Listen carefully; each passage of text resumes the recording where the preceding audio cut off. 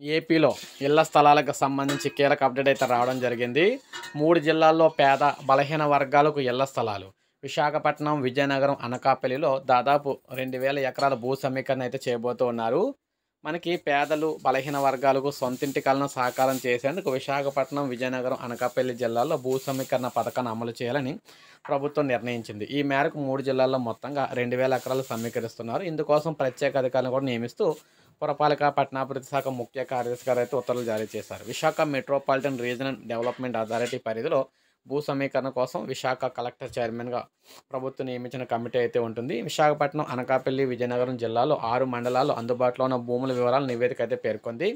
పరిశీలించిన ప్రభుత్వం తదుపరి ప్రక్రియ చేపట్టేందుకు అనుమతులు ఇస్తూ విశాఖపట్నం జిల్లాలో భూ సమీకరణకు భీమునిపట్నం ఆర్డీఓకు ప్రత్యేక బాధ్యతలు అయితే అప్పగించారు. అనకాపల్లి, విజయనగరంలో ఆయా జిల్లాల ఆర్డీఓలకు అధికారులు అయితే ఇచ్చారు.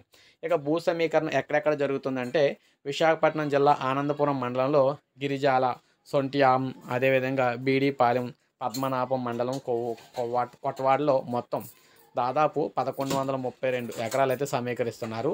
ఇక విజయనగరం జిల్లా డెంకాడ మండలం, మోదవలస, భోగాపురం మండలాల్లో రావాడలో 25 ఎకరాలు సేకరిస్తున్నారు. ఇక అనకాపల్లి జిల్లా సబ్బవరం మండలంలో అంతకాపల్లి, బాట, జంగాలపాలెం, సిరసపల్లి, అదేవిధంగా నల్లరేగుడిపాలెం, పైడిపాల అగ్రహారం, పైడివాడ అగ్రహారం, అనకాపల్లి మండలం తగరంపూడిలోని మొత్తం 783 ఎకరాలు సేకరిస్తున్నారు. భూ సమీకరణ పథకంలో సేకరించిన భూములు అభివృద్ధి చేశాక అసైన్డ్ భూములపై ఎకరాకు 900 గజాల ఫ్లాట్ అయితే కేటాయిస్తారు. 10 ఏళ్లకు పైగా ఆక్రమణలో ఉన్న భూములపై ఎకరాకు 450 గజాల ఫ్లాట్ అయితే ఇస్తారన్నమాట. సో ఈ విధంగా చేసి పేదలకైతే అందులోని పేదలకు, బలహీన వర్గాలకు ఇళ్ల స్థలాలు అయితే కేటాయించడం అయితే జరుగుతుంది.